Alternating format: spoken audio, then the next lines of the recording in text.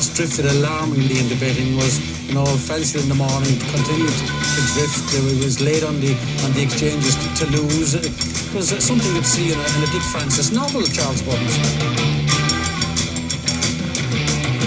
The ground is soft. It's heavy. It's soft on times. It's heavy. Okay. And a very warm welcome to the Barstewards Inquiry first of the year Sunday sermon. And joining me to chew the fat and dish out the dirt this week is John Lang of John Joe's Blogspot. Good afternoon, John. Live from Purgatory. Good afternoon, Lee. Hell and back. Yes, it's hell on earth.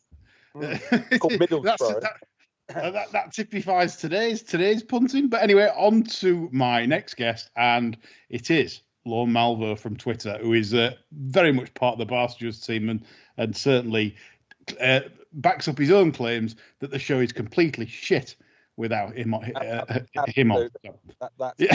convertible.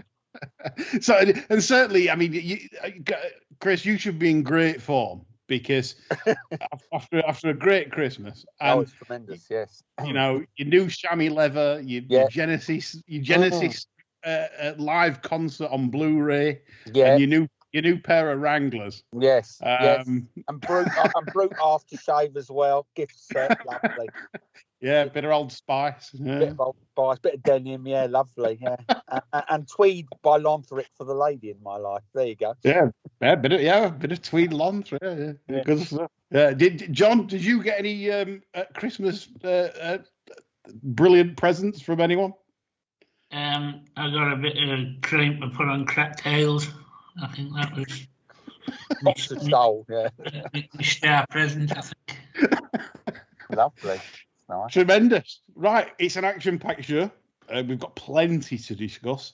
And I'm going to start the show off on a serious or light-hearted note because we're going to do the Barstewards 2021 awards, where we're going to do this every year. We'll confer and see who's got the best suggestion for Trainer of the Year, Jockey of the Year, and Media Personality of the Year. So I'm going to start off with you, Chris. Who is your Trainer of the Year? Well, I mean, it's a tricky one, isn't it? But I'm going to go for David Simcock, right? The greatest trainer of a racehorse you'll ever see in your life. So Simcock for me, for services for fuck knows what. But yeah, Simcock's my man because he is eminently predictable. And I think that there's a lot to be said about predictability in betting. So Simcock for me, man of the year, no doubt. Well, this is it. All these 4 and 5 runner races. It's easier to work out the front runner when Simcock's got a runner. Precisely. You know exactly, near as damn it, what he's going to do. And I think that's gold dust. So Simcock for me. Keep doing what you're doing. Good shout. So Simcock on trainer. John, your Trainer of the Year.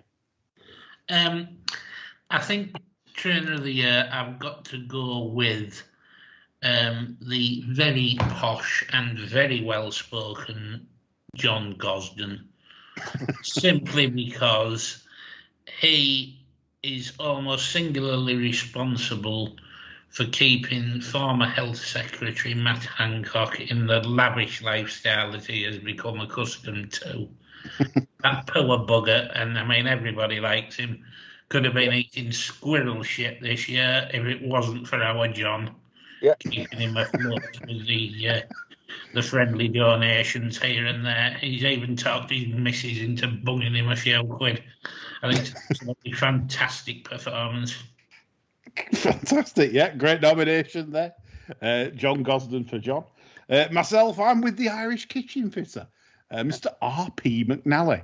Ronan McNally seems to have this knack of getting horses about £50 well in, and just winning with everything he runs that's bet, which I just find astonishing, on probably the best Magic Carrots juice pound for pound in the game. So credit to you, Mr. Ronan McNally, for your immense strike rate, and going off 8-13 in 17 runner handicap hurdles in Ireland. It's some fate.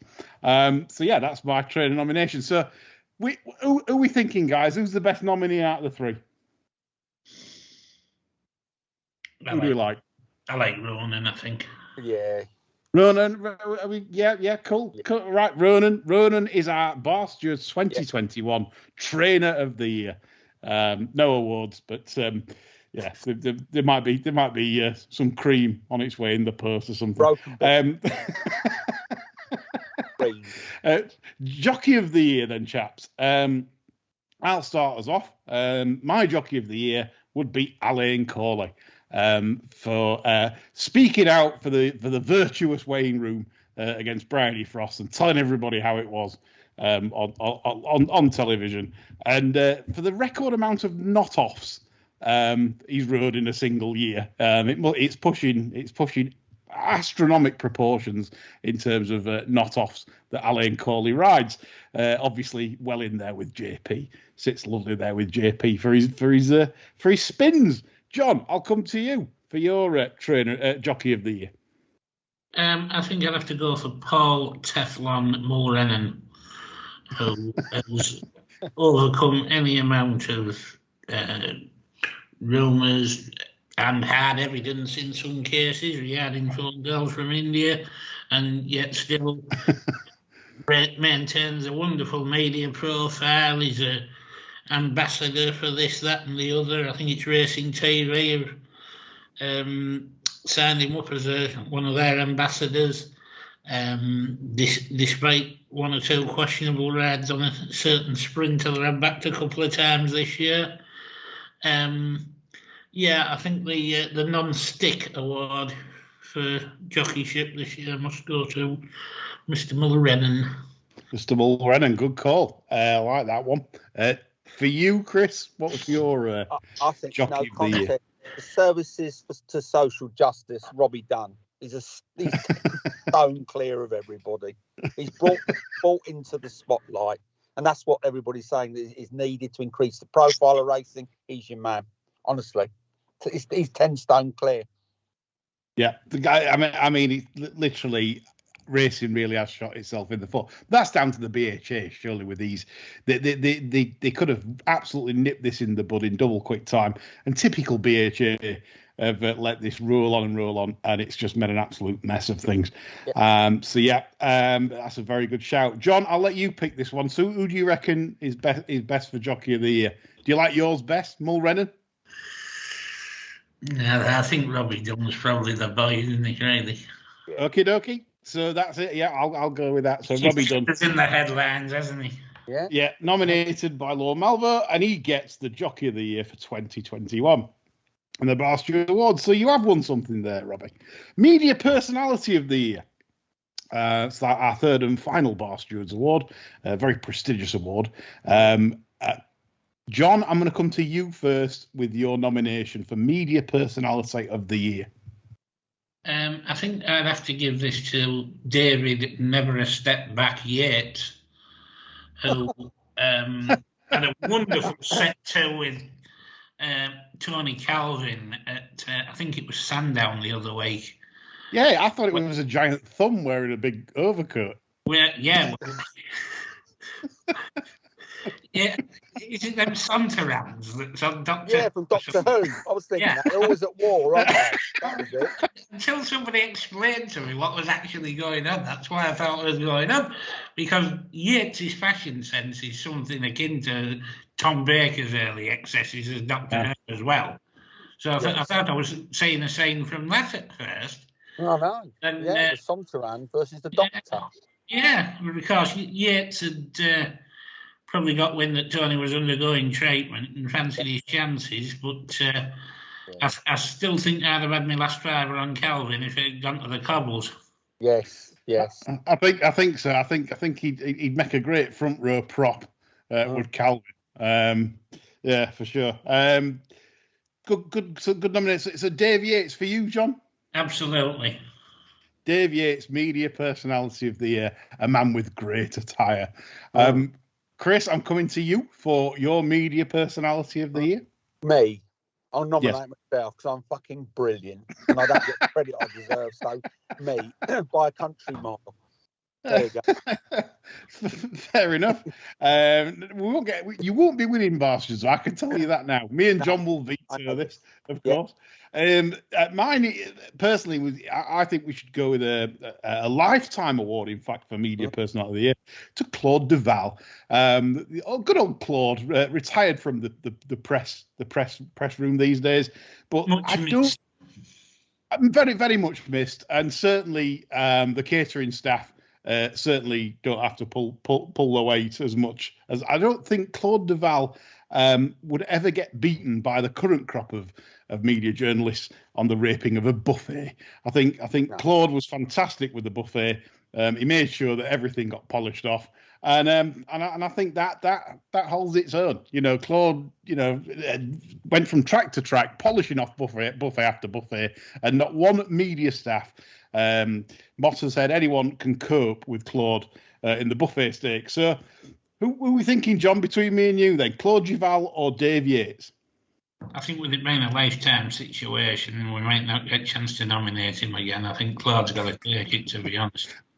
I think so. Right, that's the Charles Benson Award, we could call that. Yeah, like I say, I'd present Claude a trophy. I'd make a Barstewards trophy for a lifetime award. So if Claude listens to the show, then Claude, get in touch and we'll send you a Barstewards trophy. So that's our 3 awards. Hope you enjoyed that little section, and we kick on to our next subject, which is Dan Skelton, of course, charged by the BHA for fiddling an owner. Obviously, Dan hasn't had a chance to respond yet, so it'd be sort of dangerous to insinuate he's guilty, blah blah blah. But reading into it, chaps, I'm astonished. Again, it comes down to a terrible management. It's took 3.5 years for these owners to get to this stage. 3.5 years, and probably hundreds of thousands in legal fees. You know what the BHA like, to get to this stage. This is shocking. If these owners were just ordinary men in the street, a small syndicate, say, for example, there's no way they could have taken the BHA and said, we want proceedings taken against Mr. Skelton, blah, blah, blah. There's no way, say, me or you, John, or you, Chris, could get to that stage as owners because of the fees involved. And I think this is what's disgusting about racing, that it has took this long to get to a charge to Dan Skelton. Whether Dan Skelton should be charged is a matter after Dan Skelton appeals this charge, and we hear Dan Skelton's side of things. But thoughts on this, chaps? I mean, have they not? Did they not have to wait for the outcome of the civil case that's ongoing, or is this purely the BHA action we're talking about? I think it's purely the BHA action in terms of charging Dan Skelton basically for robbing an owner. It looks obviously the evidence we've seen looks pretty damning. The amount that he was charged in supposed trading fees was the exact amount that Skelton pocketed into his offshore or different bank account or whatever. And so it looks pretty sinister. But be interesting to see what happens. John, have you any thoughts on this? Just how pathetic it is that the BHA let it march along like they have, but it's typical of them, isn't it? I mean, they probably just stuck their heads in the sand and hoped it'd go away, the owners would get sick and fuck off. I mean, that's, this is just the impression you get with the BHA all the time. They'd rather do nothing than anything. And it's just very sad, really. Yeah, it's proven, obviously, with obviously the Bryony Frost Robbie Dunn case, that the BHA would rather it go away, would rather brush it under. To me, this is how it looks. They'd rather brush it under a carpet than actually get to a conclusion, because, like you said, the Bryony Frost Robbie Dunn could have been sorted a lot sooner than this. So yeah, disappointing, very, very disappointing from our governing body of the sport. All right, on to recent events. And obviously there's been a few problems, so to speak, at racecourses where we've seen a very unsavoury scene at Fairyhouse where a race goer threw, it looked like a half-filled pint at the horse finishing third, I believe, in this race at Fairyhouse, and the jockey and the horse. Now, this I think's, and I know John will probably agree with me, John. I'll let you have a rant if you like about it. I mean, is this a direction that's taken by the racecourses themselves that is bringing about this sort of cultural problem with drinking, John? Well, I think the trouble is that the BHA are slavishly following this model now from Premier League football, where they're promoting team events. They want the team ethos. They want you getting behind your team and all this sort of thing. And I'm just waiting for the racing league to get even more high profile next year. I think we'll probably have a situation where Tim Easterby's intercity firm have a pop down to Lingers to take on the Gary Moore Magenta and Black Army in a razor fight. Brighton Rock. Yeah. Dickie Attenborough brought back. This is where we're heading, isn't it? You know, I mean, my local Redcar, Amy Fair's done a lot of good things since she came in there. The biggest and best thing she's done is not be John Gundil, her predecessor. But one of the things she has done as well, she's relaxed the rules on where you can drink. And now there's people prowling around the betting ring and in front of what was the members' stand with them plastic glasses full of lager staggering into you and all the rest of it. And, you know, you go to places where they've got them bloody things on the back filling lagers up. And it's not conducive to a pleasant day out when people's getting lagered up like that, you know. The solution would have to be to confine it to the bars. Which Paul Tompkinson came on and he said a question for us, and he said surely racecourses are the orchestrators of these incidents by allowing alcohol onto the concourse. Yeah. However, you've got a problem here though, because when they do the concerts in the summer, how are you going to explain to God knows how many thousands of people that aren't there for the racing and have come to see, you know, 5 Star? What decade are you in? Right. 5 Star? 60,000 people crammed into the United States. Yeah. Mari Lloyd or something. Eh? Some music. Yeah. Well, anyway, like, you know, 5 Star, you know, top in the bill, you know, and you're saying to these folks. That's where Doctor Who comes in with a time machine. You're saying to these folk, you can't have your lager and black. You know, you can't sit there and have your, you know, lager and black currant watching 5 Star because simply you're hooligans and you're not to be trusted. I mean, the thing is for me, and John knows this as well, is that the direction of the race courses, because it makes money, is obviously to create a lads beer culture, yep, which gets everyone boozing and spending plenty in the bars.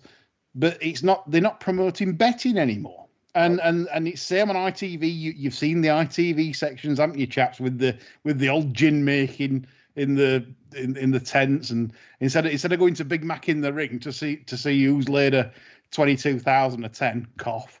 Absolutely no one.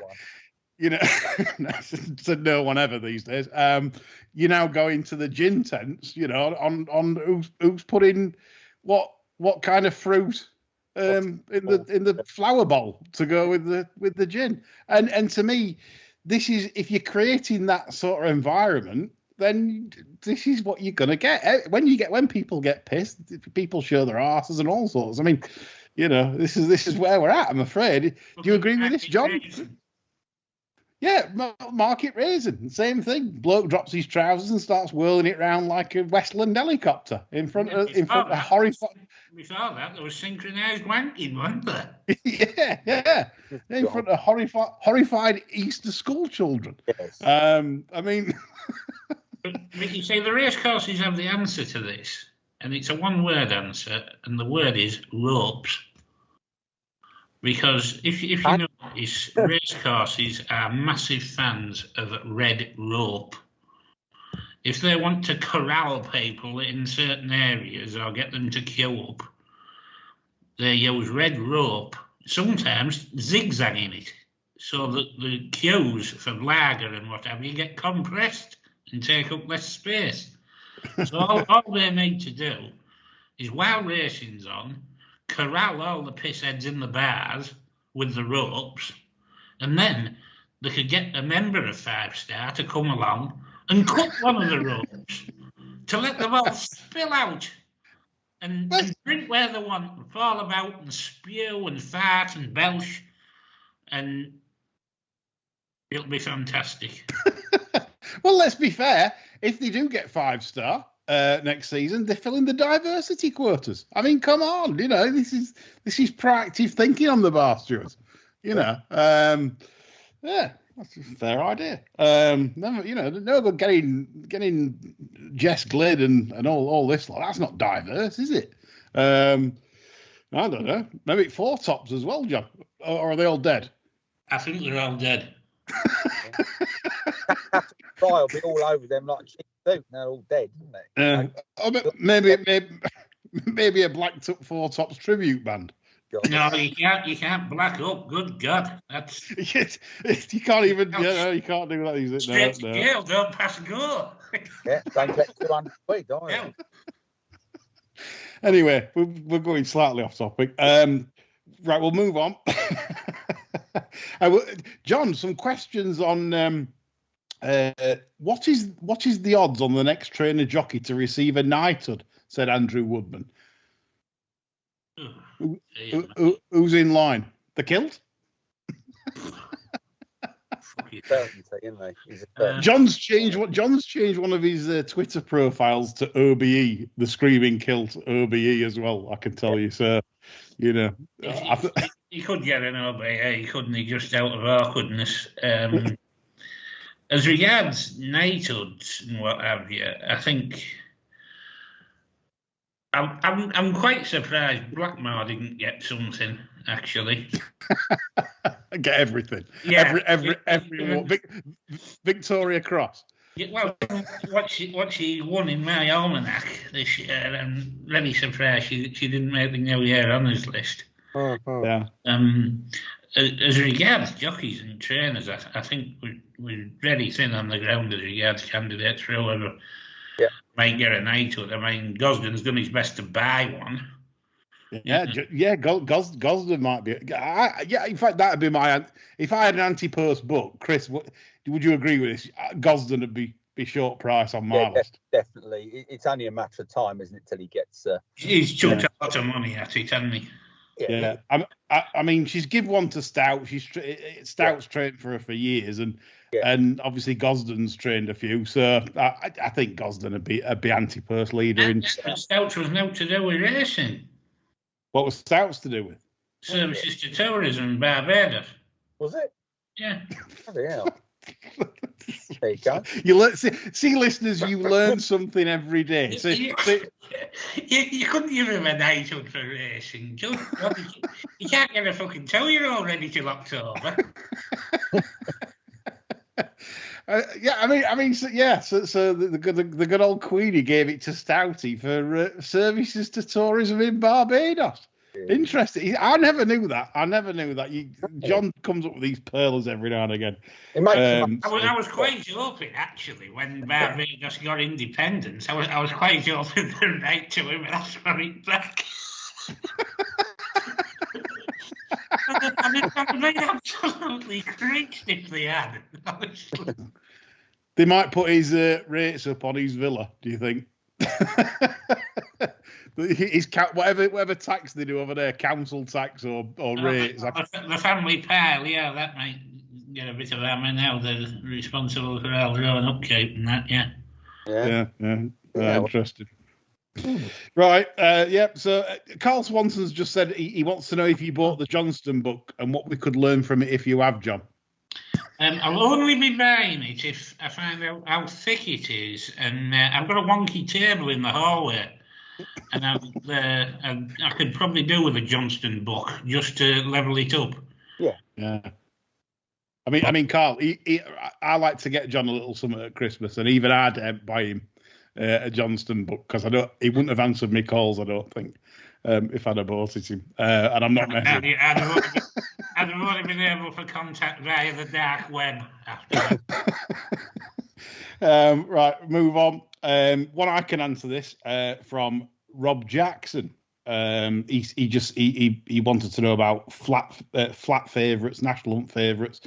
He thinks there's less favourites winning now than in previous years, and it seems to have continued into this jump season.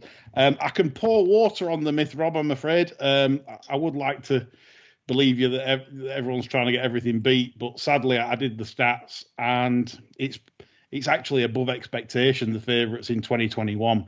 The worst year was 2017. So if you want to look back to results in 2017, that's when everyone was stopping them. It was well below expectation in terms of winners compared to results. So maybe 2017 was the one for the gravy train boys. I don't know. It might have been an anomaly, but no, not this year, Rob. Sorry about that. Moving on. Aaron Rhodes has been on, and he said, it's only someone else's opinion, but Racing Post ratings, they seem to be handing out monster figures to novices these last few seasons, like they are dispatching PCR tests. I know, this is just disgrace. None have gone on to be proper 180 plus superstars after these big figures. What's your take on it, John? Racing Post ratings have been too high for ages for me. I mean, as you know, I do my own figures and everything, and I mean, I would say on average, I'm using a fairly broad brush here, I would say their ratings tend to be 12 to 15 pounds higher than mine. Yeah. On the whole, performance ratings, you know, when you're looking at the results and what have you, it would be very, very rare that I put a figure anywhere close to a Racing Post rating after a race.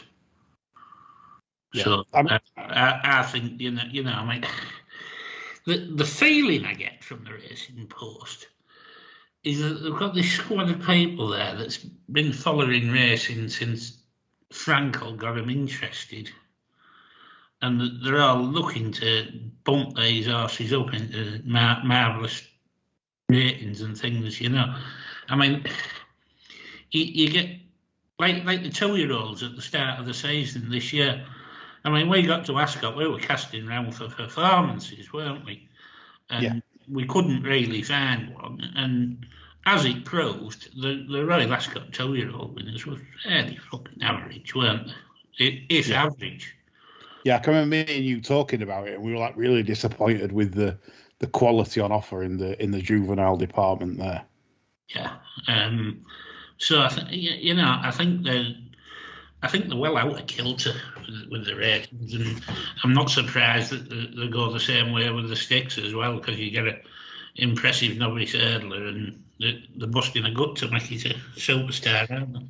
I think the problem is, and Aaron, I say this with pretty much a lot of confidence here, is that the problem with handicapping and putting ratings on horses is that they often get the yardstick wrong. So this is what really annoys me. And I've said this before, where you might watch a novice chase or something, and the second has jumped like me after 10 pints.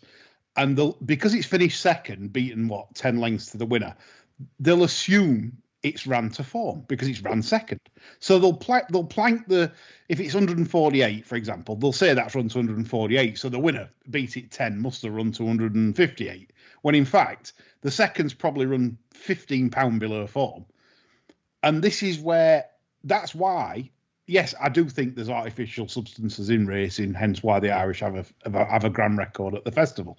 But we don't help ourselves with our own handicap ratings when we're slapping on, 10 or 15 pounds for bolts. I mean, a recent example of this was Ahoy Senor at Newbury.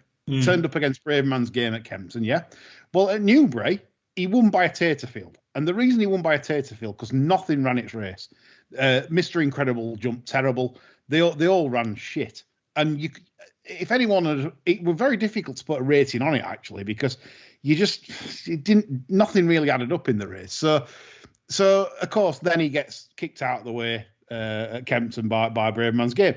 So this is the problem, that it's the yardsticks that they struggle to get the right yardstick for the race, and they're always up in, like, you're right, they're always up in the rating for, say, the yardstick. So they'll say the second's ran to its mark, when sometimes the second probably hasn't run to its mark. And this is where you need experienced people in charge of this to get a better rating system. But when you pay peanuts, you know the phrase is you get monkeys, and that's what's basically happening. That there's people that don't know what they're doing. So that's for us punters to take advantage of, and that's where we've got an edge. Except when you can't get on. When it's Chris, anything on that? They should use Clive Holt's fine form rating. Last 2 wins, Yes. course and distance, get on. There you are. When you had 5 for a win, that 5 for a win. So that last 2 starts. So that was 10 points. Course winner 1 point. Distance winner 2 points. 13 points. Fine form maximum bet. Correct. And Clive Holt would after time in his book and say he had 70 notes on that, 7-1, and he sat in the bar at Haydock with an Irish coffee. If you haven't read that book, that's nostalgia there for you right there. Yeah. Yes, absolutely. So, Aaron, I hope you like our views on that one. Right, we're going to move to a good part of the show now, where we give you horses to possibly follow and do your money in. And Fry's been on. Catherine Fry. She's hoping to make a return soon. I have the rumours she could be on Friday's pod. So keep your eyes out for that. And she said, "Greetings, Barstewards."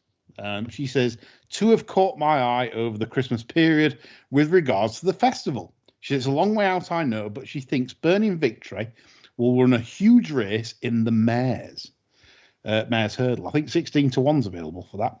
And Burtox has, she wants to back in one of the handicaps at the festival, coming back to 2 miles 5. She thinks that obviously the 3 mile stretches the horse's stamina, as it's been tried over 3 miles the last twice. And so those 2 from Catherine are leading fancies at prices for a festival race. Now, she's also gone on to say, she said, put Diamond Egg in the tracker too. But Fabergé eggs, I could do one of them. Could have got 3rd in the listed bumper yesterday, but was given a very easy time on debut and was mad keen for the first circuit, so did extremely well to finish where it did.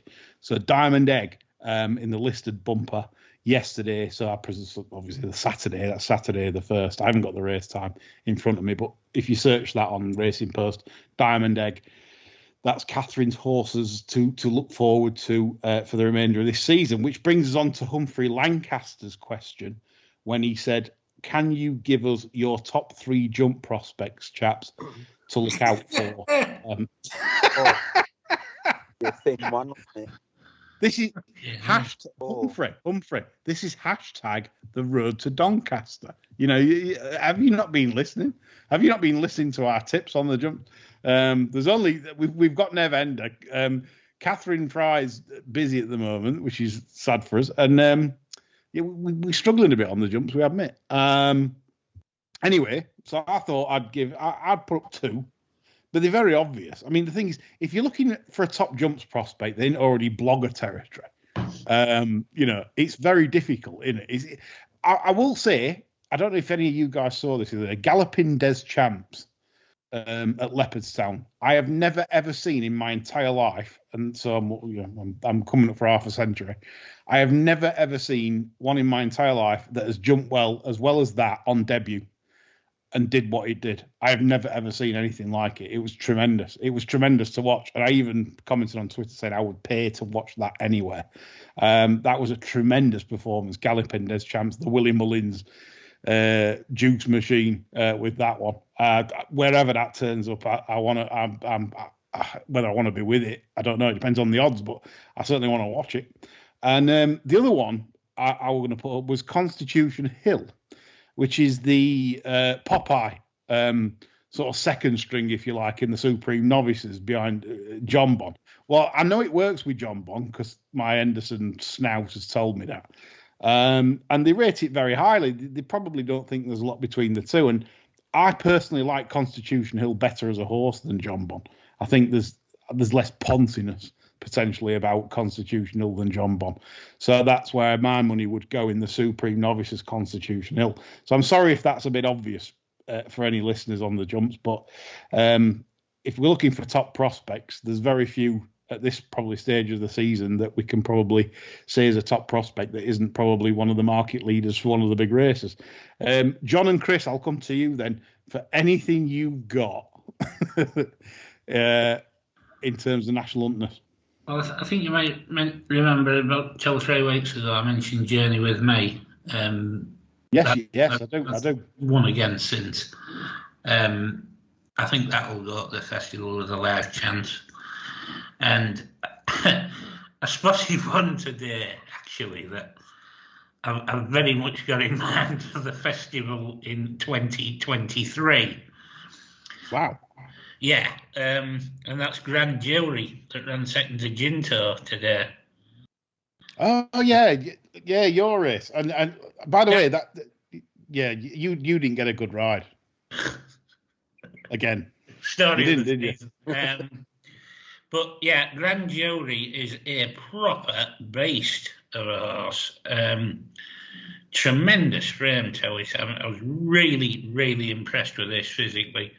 I think when this gets over the big black ones, I think either the 2.5 miler or is it still the Son Alliance chase? Yeah. Tailor-made for it. It's going to be some novice chaser, that. So Grand Jury, you like that one physically, like a tank.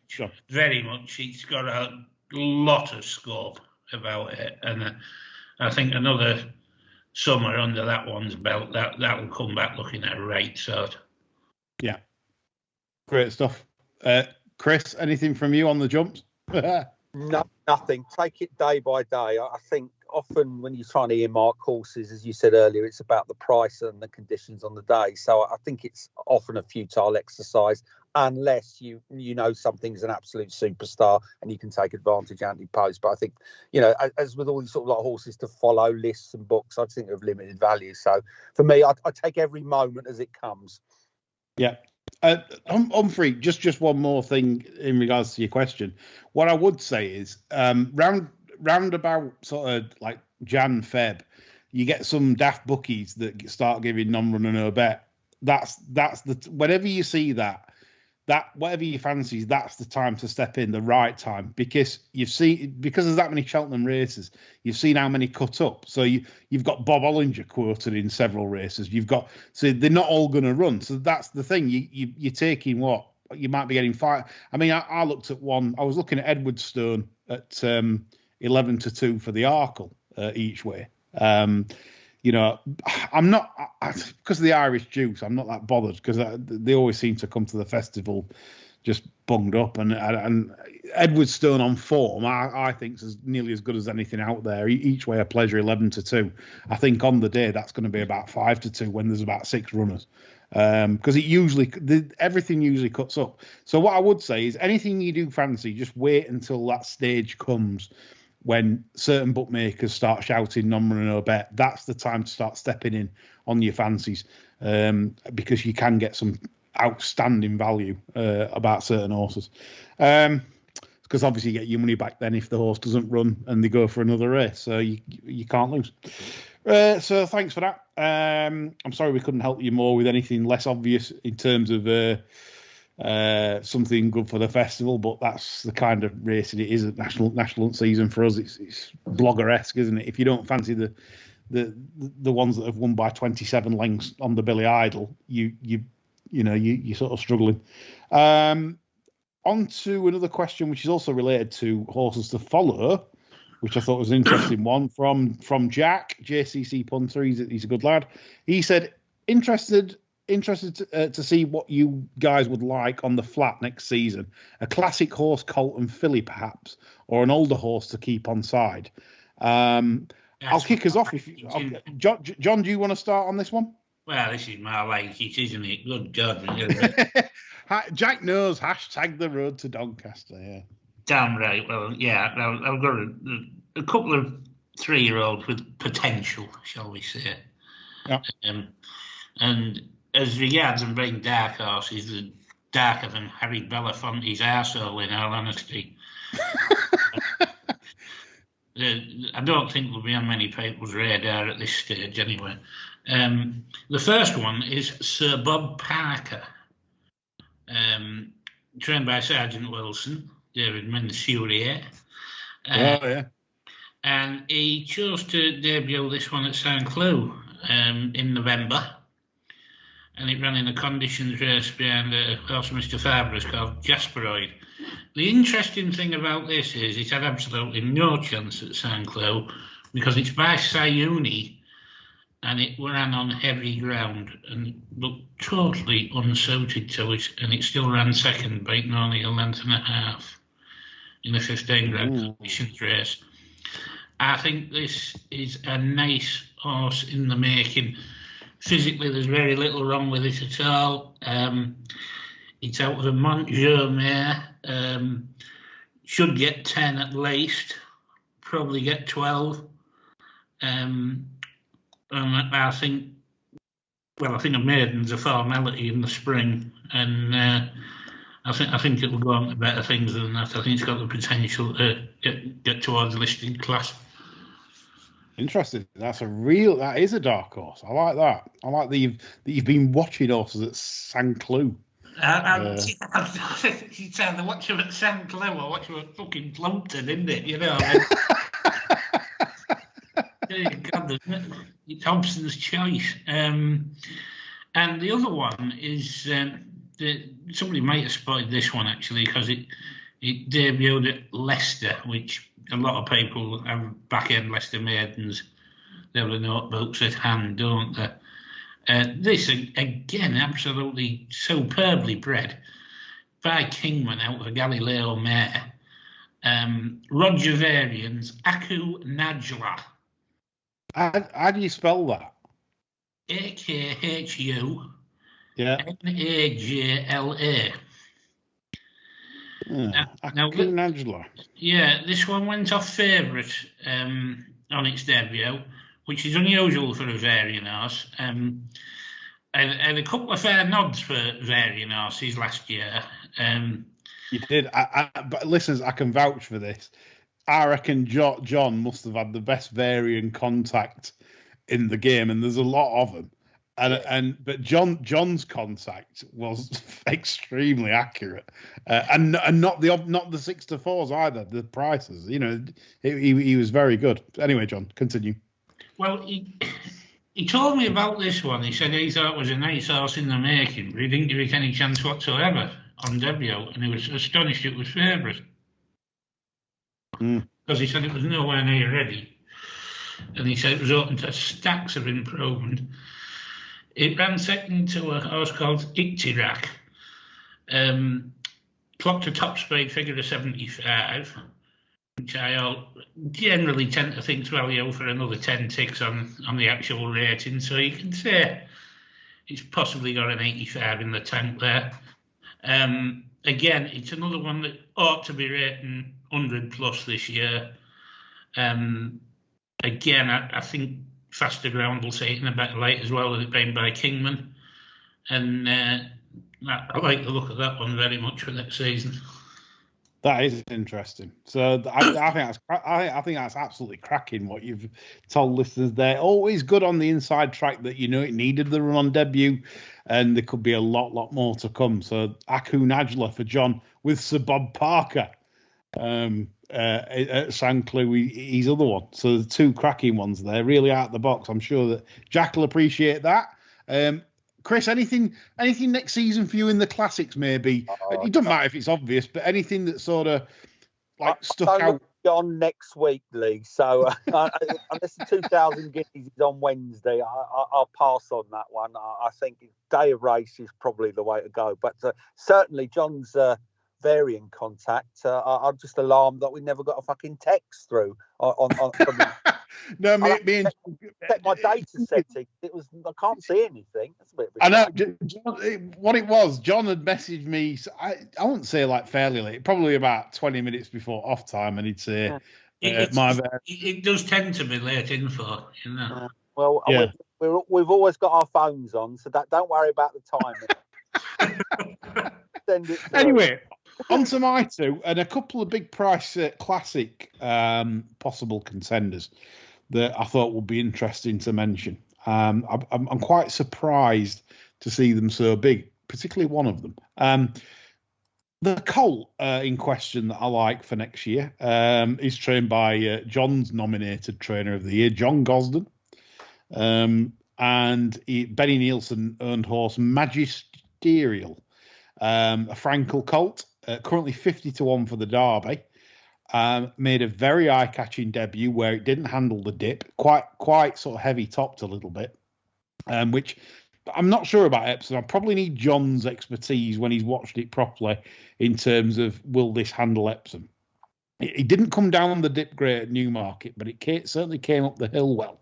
So even if it's not Epsom, maybe it's something like the King Ted or something like that instead. But Magisterial looks a future 1.5 mile prospect because he shaped as good as the winner in that maiden at Newmarket. He certainly was grabbing the ground up the hill and would have passed the winner in another 3/4 of a furlong. He then won his maiden from a next time out maiden winner at Haydock very comfortably. It's a little bit green in front, but he's going to improve so much for 1.5 miles. He is going to definitely group class. I have no doubt about it. On sectionals that I've got, he's going to be group class.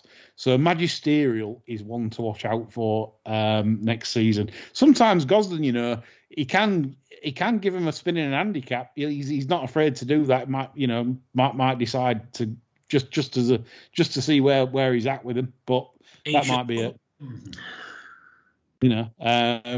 Makes the Asia Cup, doesn't he? Yeah. So I mean, who knows? But that's a colt to look forward to. That's a really good colt. Nice physically as well. I like that. And the filly, I'm really shocked at the prices. 33-1 for the Oaks. It's not obviously a favourite owner of mine in Qatar Racing because I don't think they buy that well, if I'm honest, half the time. But Mise en Scene is a ludicrous price for the Oaks at 33-1. It's a Siuni out of a Galileo mare. Obviously, like there's so much stamina on the dam side. I was so impressed to see this run. It was behind Inspiral, the Guineas favourite in the Fillies Mile, and again another one that got going really, really strongly late, real strong up the hill. And I thought, what an impressive run that was. Then what do the idiots do? They'll go to the sharpest track in America on rock hard ground and run it in the Breeders' Cup Fillies turf. I mean, what a set of absolute clowns to do that. You saw good to soft ground at Newmarket. You saw it coming up the hill. It's going to want 1.5 miles. So I know what, says Sheikh Farhad and his idiot brigade. We'll run at Delmar, a very, very sharp, 2-turn mile. No, absolutely ridiculous placing to have done that. I'd have put her away after that. I don't think it's ruined the race at Delmar or anything. I just think it was just terrible placing and a terrible idea.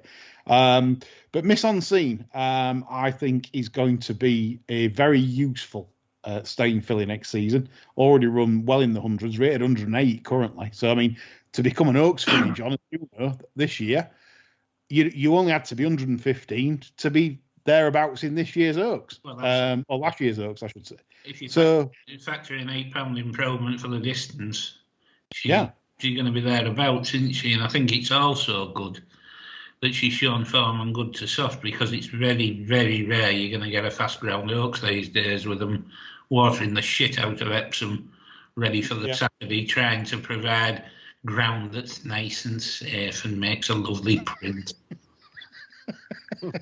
Yeah. Absolutely.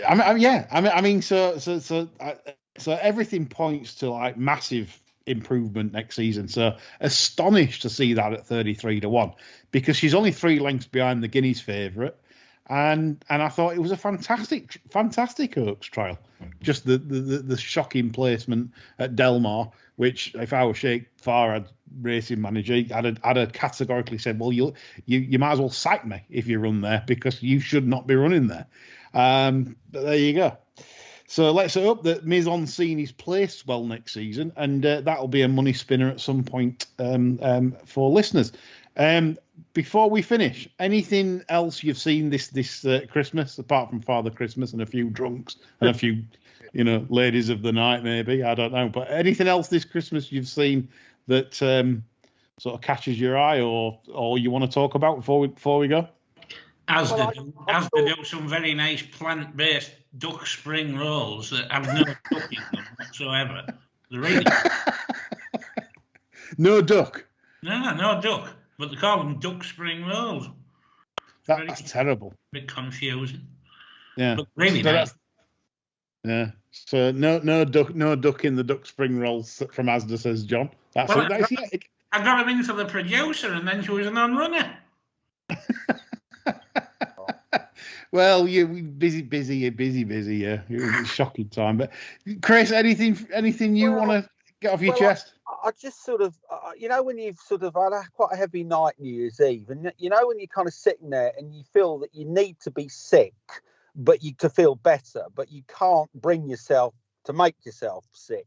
Until I saw Bruff Scott's sort of New Year's address on ITV Racing. It's kind of that roomy-eyed whimsy about racing being inclusive and his wishes for 2022.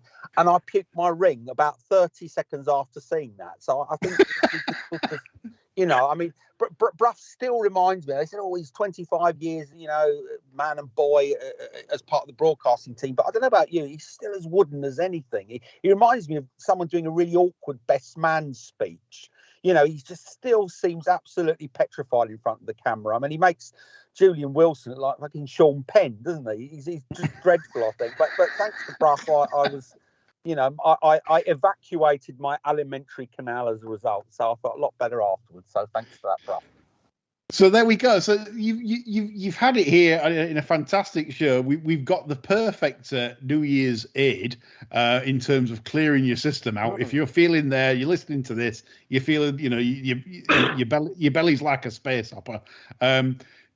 Basically that's the thing. Listen to Bruff Scott's monologue, and it certainly helps. So again, another top tip. We've given some top tips for this show tonight. Duck spring rolls as the 5-star. Should be playing at all race courses this summer. And of course, listen to Bruff Scott's monologue to clear the system out. Yeah. This shars it all. I hope you have enjoyed this fantastic first show of the season. And we're going to bring you plenty more of those to come. We're back on Friday. And as I've said, with a new bar steward. All will be revealed on Friday. Drum roll, etc. He's fairly prominent. He's been in the racing TV game, stroke media. He's a good all round guy, really. So hopefully he will add some much needed bolsterness to our national ump tipping, which won't take much to our bar stewards. Who is it? Is it Graham Bradley? Yeah, we could do with somebody like Graham, really, for some.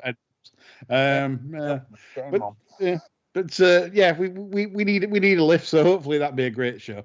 So that's all from me, Chris and John, and we hope this week is fantastic for you on the first week in the new year. That's all from us. Bye for now. Right, the show's over, boys. Thank you very much.